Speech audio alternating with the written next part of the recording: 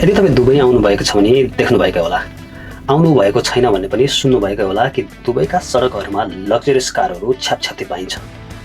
फरारी, Lamborghini, म्याक्लारेन, roles Royce जस्ता गाडीहरू दुबईमा देखिनु आम मानिन्छ, सामान्य मानिन्छ। तीमध्येको एउटा कारण हो उच्च आम्दानी र करको सुविधा।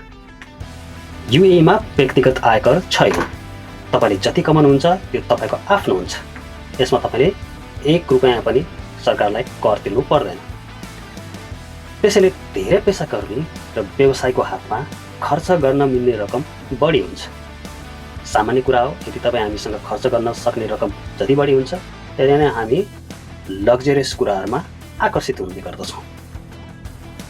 त्यस्तै गरी यहाँ धेरै धनी मानिसहरूको बसोबास रहँदै आएको छ।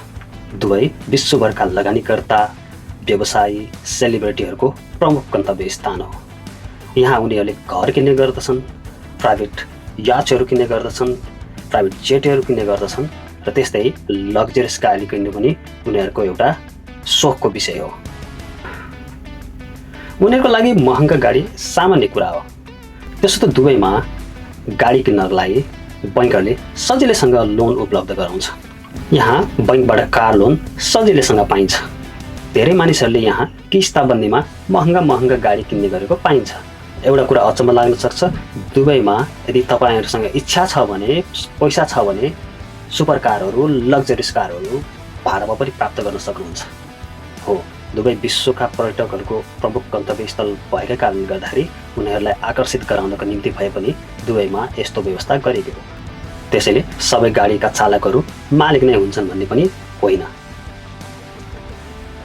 त्यसो त यहाँको सडक पूर्वाधार, रोड इन्फ्रास्ट्रक्चर विश्वस्तरीय मानिन्छ।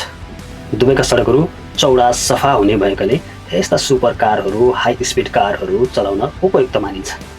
अनि यहाँ बसोबास गर्ने धनी मानिसहरूको लागि लग्जरियस कार, सुपर कार केवल एउटा सवारी साधनहरू मात्र होइन, एउटा सिम्बल अफ स्ट्याटस सिम्बल, प्रतिष्ठाको प्रतीक पनि मान्ने गरिन्छ।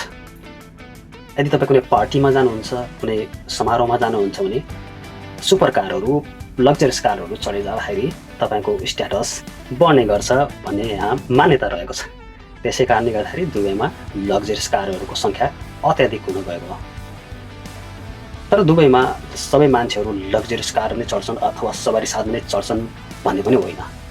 यहाँको सडक पूर्वाधार उत्कृष्ट छ, त्यस्तै गरी यहाँको पब्लिक ट्रान्सपोर्टेसन पनि उत्कृष्ट छ।